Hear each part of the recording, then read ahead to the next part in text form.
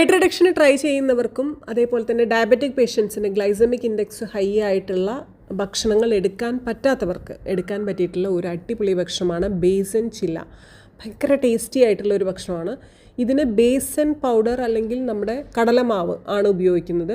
ഇപ്പോൾ ഇതുപോലെ ഒരു കപ്പ് കടലമാവ് എടുക്കുകയാണെങ്കിൽ അതിലോട്ട് ഇതുപോലെ കുറച്ച് നല്ല വെജിറ്റബിൾസൊക്കെ ആഡ് ചെയ്തിട്ട് രാവിലെ തന്നെ വളരെ ഫ്രഷായിട്ട് ഗട്ട് ഹെൽത്ത് ഇമ്പ്രൂവ് ചെയ്യാൻ സഹായിക്കുന്ന ഫൈബർ റിച്ച് ആയിട്ടുള്ള പ്രോട്ടീൻ അടങ്ങിയിട്ടുള്ള അതുപോലെ തന്നെ ഗ്ലൈസമിക് ഇൻഡെക്സ് വളരെ ലോ ആയിട്ടുള്ള ഒരു ഭക്ഷണം.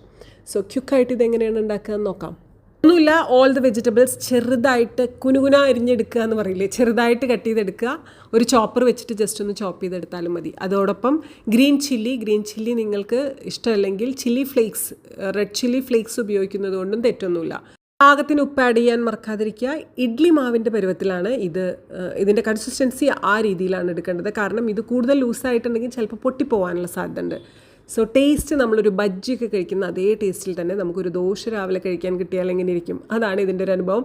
സോ നിങ്ങൾ ഉണ്ടാക്കി നോക്കുക. ഏകദേശം 2 ചില രാവിലെ കഴിക്കുകയാണെങ്കിൽ നമുക്ക് കിട്ടുന്നത് 240 കാലറിയാണ്. വളരെ കാലറി കുറഞ്ഞ ടേസ്റ്റി ആയിട്ടുള്ള ഭക്ഷണം. അതാണ് ഇതിൻ്റെ പ്രത്യേകത. നിങ്ങൾക്ക് വീഡിയോ ഇഷ്ടപ്പെട്ടുവെങ്കിൽ do like, share and subscribe. അടുത്ത വീഡിയോ ആയിട്ട് വരാം. Thank U.